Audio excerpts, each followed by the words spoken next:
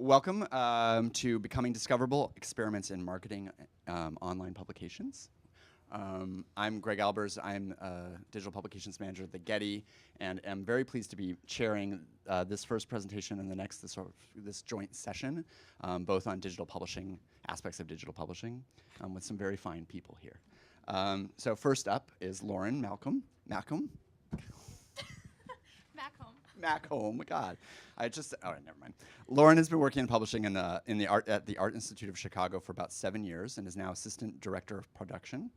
She splits her time between print and digital publications, but has been at the Art Institute for as long as they've been publishing digitally, and has worked on all of the Art Institute's digital publications. She spoke about digital publishing at MCN in 2015, and we're very happy to have her back. So Lauren, take it away.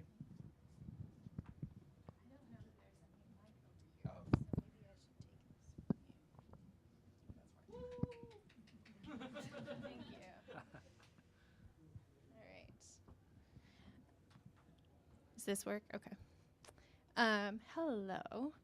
As Greg said, I'm here from the Art Institute of Chicago, and you may have heard of the OSCE Toolkit, given the number of times it's come up already at this conference. We do publish with the OSCE Toolkit. We started publishing as part of the Getty's initiative in 2009. Our first catalog came out in 2014, and we now have 10 catalogs, and we have another 6 that we're planning to release in the upcoming years. And I can share some basic statistics with you. As of yesterday, we have 97,618 users, and we've had 129,737 sessions on our catalogs, and that's not from Art Institute users. But these statistics are nearly meaningless without a standard to measure them against. At times, we've tried to measure these statistics against various other numbers. Usually, the number of users or the reach of these catalogs is compared to the print runs of comparable print publications. But this is a little bit meaningless because those numbers don't really equal the same thing. One copy can exist in a library and be scanned and used by whole hosts of people, while in some cases we print too many books and find 300 sitting in a warehouse 10 years later because no one wanted them. What? No. That never happened. So instead, we started to measure the use of these catalogs by attempts to measure engagement, which is very tricky. We can look at average session duration, which is something I look at a little bit later. But that's kind of a tricky metric as well, and you can't measure that in print books. We can try to figure out how many people are citing our catalogs, but we haven't figured out any really good ways of doing that yet. And really the only thing that we found that we could really try to do was make serious inroads in targeting our the audiences that we've identified for these catalogs. So the start of this presentation was that a couple of my colleagues 6 months ago went to DPLA Fest, the Digital Public Library of America, and their conference was in Chicago, and they presented on our digital catalogs and walked into a room full of librarians, and none of them have heard of it. They didn't know that we published these. They were unaware.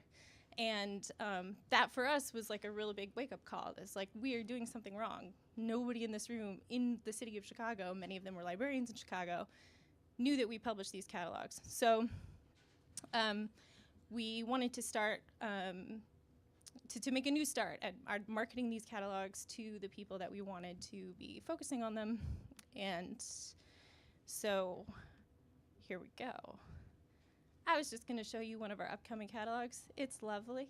This is Matisse, coming out soon. So first, we wanted to identify our key audiences. We've talked about this a number of ways. In the past, we wanted to find scholarly audiences. We're looking at librarians. We're looking at educators, professors, and whatnot.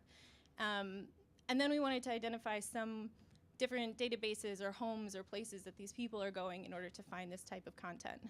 Now, when we started working on our digital catalogs 5 years ago, there weren't a lot of places that digital scholarly catalogs were aggregated.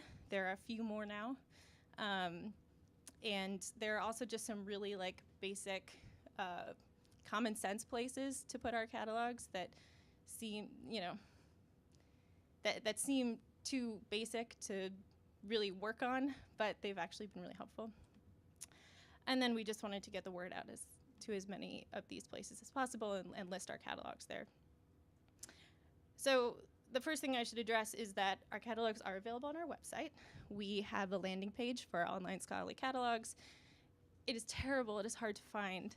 It is really difficult for people to understand where they are and what these are and how to use them from this site. I'm not going to talk about this right now. We're in the process of redesigning our website. We have very high hopes for all these kind of things in the next year, and our digital experience team is hard at work trying to figure out how to integrate our catalogs into the collections searches and to point people to these from all different places on our website, and also to get us a better landing page. So one of the first things that we had to tackle is we wanted to talk about what to call these. Traditionally, they're called the OSCE catalogs. However, this doesn't really reflect what they are. They use the OSCE toolkit, that is what we use to create the catalogs, but they're no longer part of the initial initiative. They're funded by different bodies, and some of them really differ from the structure of those initial catalogs. So we immediately wanted to take that out of the title. Then we had a meeting after DPLA Fest where we included learning in public, or departments of learning and public engagement and academic engagement and research with publishing and digital experience to talk a little bit about if online scholarly catalog was really doing what we wanted it to do. And we actually were surprised to come out of this conversation with the result that scholarly is actually not helping us at all. So for people who are not part of higher education, scholarly seems alienating. For people who are, it's not useful. It's more useful just to tell people that these are peer reviewed, or for them to look at, who's been writing for these catalogs and understand through other means that, yes, they're scholarly catalogs. So scholarly went away. And then online catalogs are great, but digital catalogs are better. So I'll just skip to, we now call them our digital catalogs. Yay! Okay, so I want to share kind of a funny story here, which is that this has been a little bit tricky for us. It's hard to call something, that's been known as OSCE just digital catalogs because it's so ingrained in the people who know this product. And we recently got a report from somebody who was trying to find our catalog of Roman art on WorldCat, and they emailed us and said, I can't find your catalog. You haven't listed it. Why isn't it on library catalogs? And we realized that they were searching on WorldCat for Roman OSCE, which wasn't really going to get them.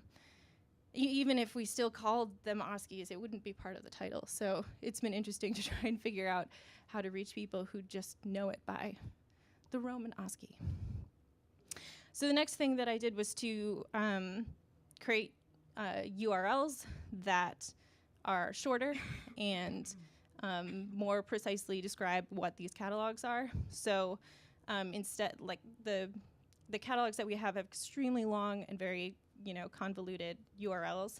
So this seems like a pretty easy move. We just had to decide sort of what convention we wanted to use to describe the catalogs. So saying digital publications was pretty self-explanatory, and then from there we just got, okay, most of these are monographic, digital Monet, digital Gauguin, digital Roman, etc. So each of the catalogs has its own URL now.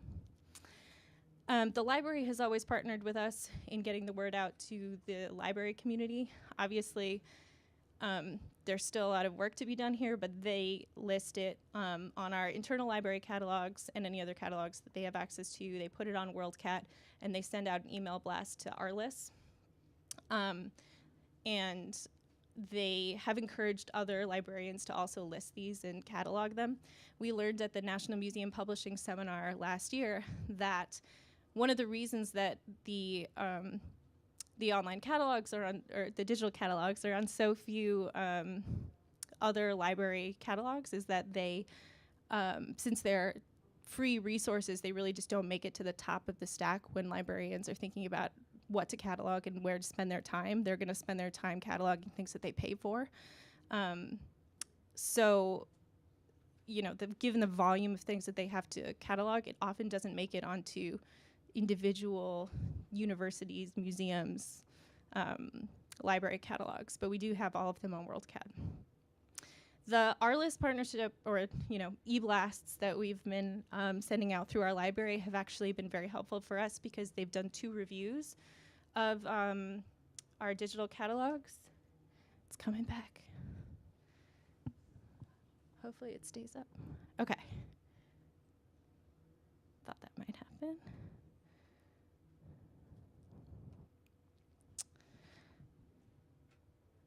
Lovely. So they've done 2 reviews of our digital catalogs, and for the scholarly community, reviews are incredibly important. They're what give the catalogs scholarly academic heft and allow for a broader audience to be aware of these. So the 2 RList reviews have been really interesting. Both of them have been pretty straightforward in terms of describing what the catalogs are and what they do, but they've been fairly positive. They've said that the catalogs are easily navigatable, and that they're worthy additions to online scholarship. However, these kinds of reviews aren't huge in terms of driving traffic. It's a real quick bump in the analytics, but it's not very sustained. So I'll show here. This is for our modern series catalog, Shatter, Rupture, Break, and I should tell you this is a exhibition catalog, so we expect that the number of users is not huge, especially after the show is gone and once all of the marketing around the release of the catalog is gone. But the funny thing here is that the review is actually in April 2017. So it's this little bump right here. It didn't have a huge impact on the catalog. The initial bumps there are when we announced the catalog to our internal staff, and then when it was associated with some beginning of the year school programming for the School of the Art Institute.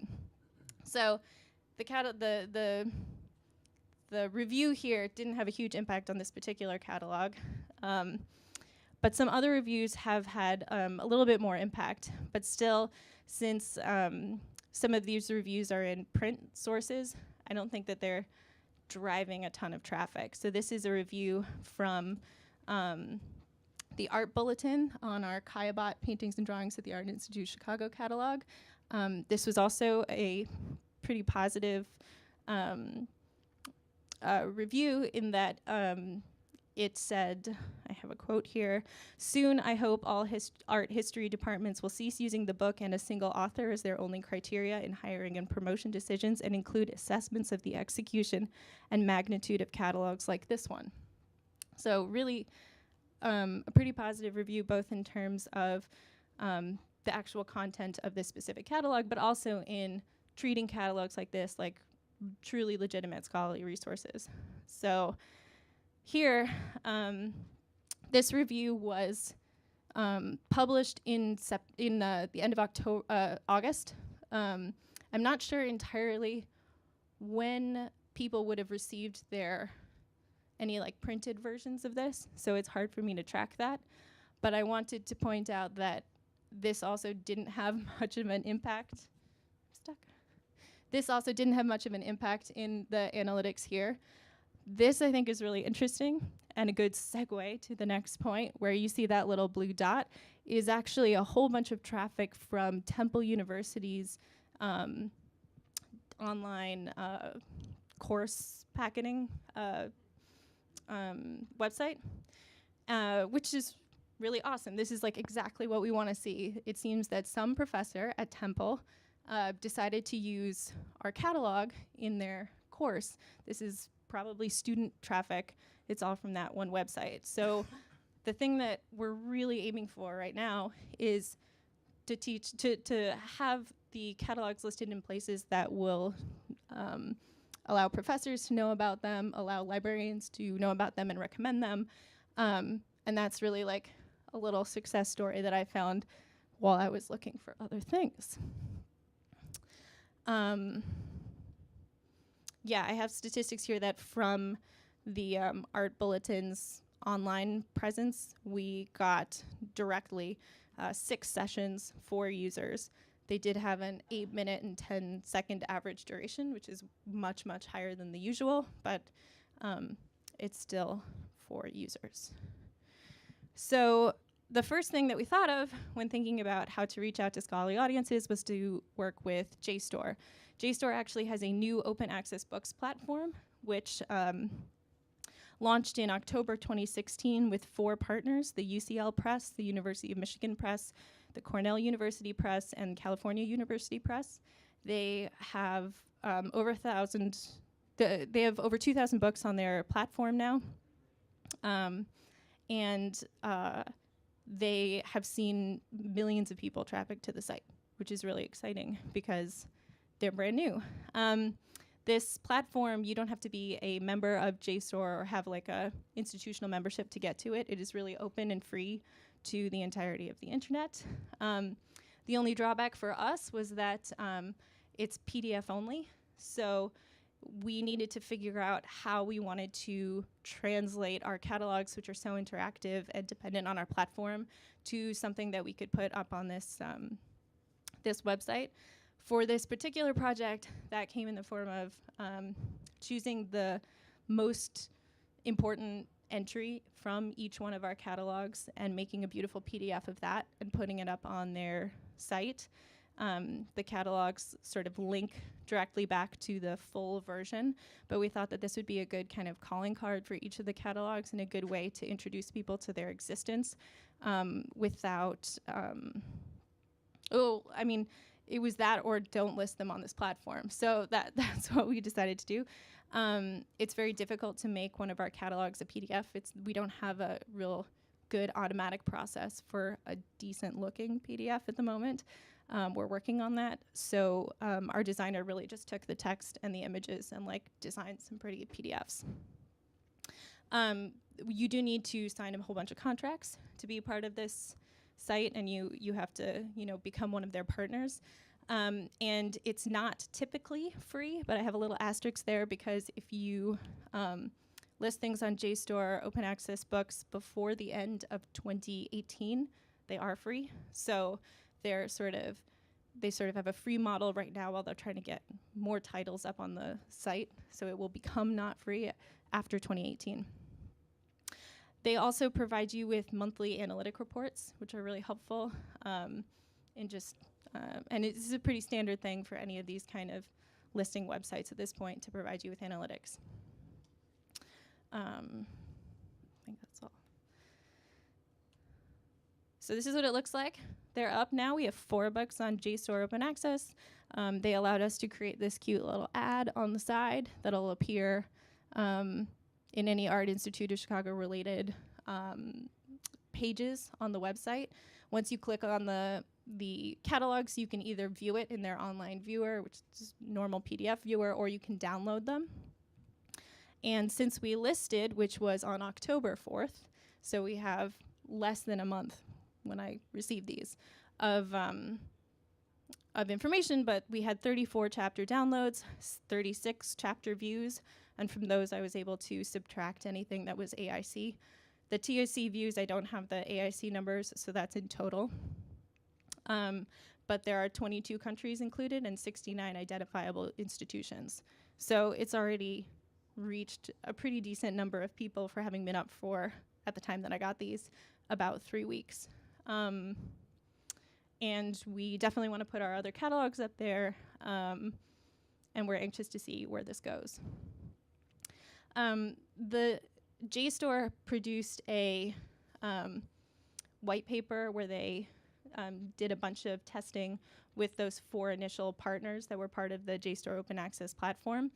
And it's a really interesting paper and gets at a lot of questions about digital scholarly publishing.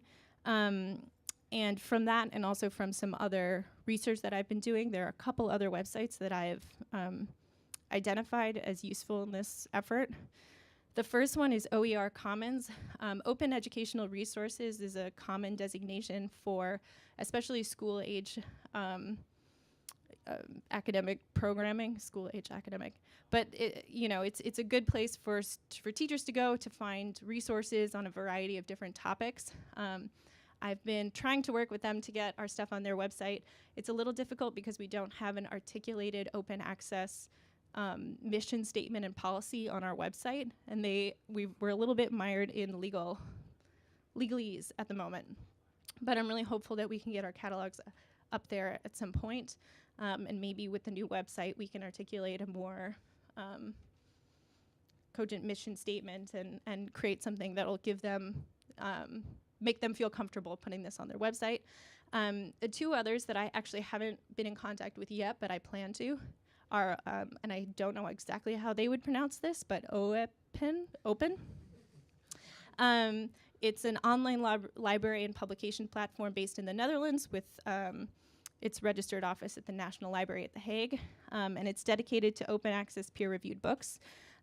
They have open library and also open directory of open access books, so I think very similar to the JSTOR model. And their mission is to improve the visibility and usability of high-quality academic research in Europe and around the world. It looks like a number of academic publishers in the United States have listed on that website, and they supposedly have great analytics. So I'm really looking forward to trying to see if we can get our books up there. The other one is Ubiquity Press, which was founded out of the University College London in 2012. Also, open access publisher of peer-reviewed academic journals, books, and data. The other things we've done, the seemingly obvious, list them on Wikipedia. Last time I presented at a the last time that I presented at a conference, someone said, "Why don't you list these on Wikipedia?" And I said, "Oh yeah, we've been meaning to do that, but we kind of haven't gotten around to it." And I have a tiny bit of a funny story about this, which is that the first time we tried this, I had an intern come in, and he was working on posting this on any relevant pages that he could find. He would just post under external links, and we got blocked by an administrator. We argued for, keeping these up, and you can't read this, but I'll read it to you. And they kept blocking us. They really didn't want us to put these up. And then we had a random internet person who came to our rescue, and he says, this is Theramin. He says, "Well, this is all a bit disappointing. We are rejecting links to high-quality scholarly sources as spam and blocking further contributions from what our own article calls one of the oldest and largest art museums in the United States. Let us hope that interested editors spot the addition and removal of links to the new materials and weave them into the relevant articles. For what it's worth, I'm grateful for the addition at Paris Street, rainy day, and I'm sorry this IP has been treated so badly." I love this. It wasn't us. I don't know who this is, but they're great. This is our traffic from Wikipedia lately. Obviously, we're happy about this. This doesn't go, this is like me going back in with a new name and adding to one article a day only so we don't get blocked again. So it's gotten to, more articles over time. But, we're really happy that people are coming to Wikipedia. The thing that makes me the most happy is that the average session duration for people coming from Wikipedia is higher than the average. It's hard to see here, but the average is 4 minutes and 37 seconds, and the average session duration for Wikipedia users is 5 minutes and 14 seconds. We also put one of our catalogs on the Met timeline. Our recent Gauguin, it's really long, Gauguin painting, sculpture, and graphic works at the Art Institute of Chicago is really a huge catalog. We have a huge collection of works on paper, and we've done a lot of new and original research on those. So it seemed like a really good candidate to be part of this group of published works on Gauguin. So our lovely former editor Wilson, who's in the audience, told me, "Hey, maybe this should be on the Met timeline. And once we put that up, we saw additional traffic from the Met timeline. The Met timeline users have even higher of an average session duration, so we're really happy to see that. We've had another couple of things that we've done that are print. So we've created bookmarks for 2 of our catalogs. One was an exhibition catalog, so that was in the exhibition, and we saw pretty good traffic just from that bookmark, and we were able to identify that as bookmark traffic only because we put the bookmark out in the galleries before we announced the catalog to the rest of the world. And then we had a bookmark for our summer exhibition this summer. Gauguin Artist is Alchemist, and we did a lot of cross-programming with the exhibition, even though this wasn't technically an exhibition catalog. We've seen great traffic to these catalogs during exhibitions, which is unsurprising, because curators will talk about them at conferences and mention them to people, and there's a lot more programming around those certain artists. But it's difficult for me to track any traffic specifically on account of the Gauguin bookmark, just due to the fact that it's direct traffic and I can't track it. We've also experimented with putting the URL to our catalogs in our galleries. Again, I can't really track this, but it was recommended to us by a couple of professors from the School of the Art Institute that I talked to who are really interested specifically in Monet and his brushstrokes and looking at these really zoomed in images. So I'm hoping that those professors see them, other professors see them, and that's helpful in the galleries and general audience members who are interested. Obviously, they've also been in the Art Institute's social media, although the posts are very few and far between. Generally, as one would expect, this produces a huge spike in analytics, but it also has a really high bounce rate. And it doesn't usually generate sustained traffic. That giant bump is our launch. Well, this is a complicated catalog that launched in 2 parts, but it's the second launch of the catalog, and that was when it was posted on Facebook. So I want to end with a quote from that white paper that I was mentioning from JSTOR, which is exploring usage of open access books via the JSTOR platform. They say, the book business has always been driven by intermediaries throughout its history. Even in the transition to ebooks, intermediaries continue to be important. I completely believe this, and in thinking about over all the time that we've been working on these digital catalogs, the more that we've brought our traditional publishing strategies to digital publishing, the more successful I think that we've been. And thinking about the fact that if you want to find a print book, you can't just look around you and suddenly it appears. You have to go to a library. You have to know how to look it up. You have to figure out where it's being sold. Amazon does a lot of this work for you sometimes, but it still involves going to other places and figuring out where you can find it and having that book be findable in those different locations. And so I think that this effort very much parallels what we're doing with print books. And I think it's something that we have to continue to do, at least while there are so many, different places that people are going to look for this type of catalog, since there is no one easily identifiable place. So thank you. Now, since this restarted, I have no idea what time it is.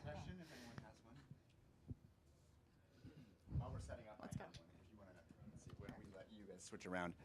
So I thought the idea of the sort of looking at the intermediaries was really smart, and targeting Wikipedia and the timeline and really looking at the analytics for those specifically. I wondered, and then at the beginning of your presentation, you talked about how right now on the AIC site they're on the art catalogs area. Yeah. Are they that page? Is there anywhere else on the website that they are? And have you done any similar targeting in terms of are you getting internal traffic from those internal postings? Yeah, so where it is currently on our website is it's listed under libraries, but also under books. So it's in the research tab, but it's also in the books tab. This isn't, we haven't seen a lot of people being able to navigate the website very successfully. Almost all of our traffic comes either directly or through a search that I presume is some kind of Google search.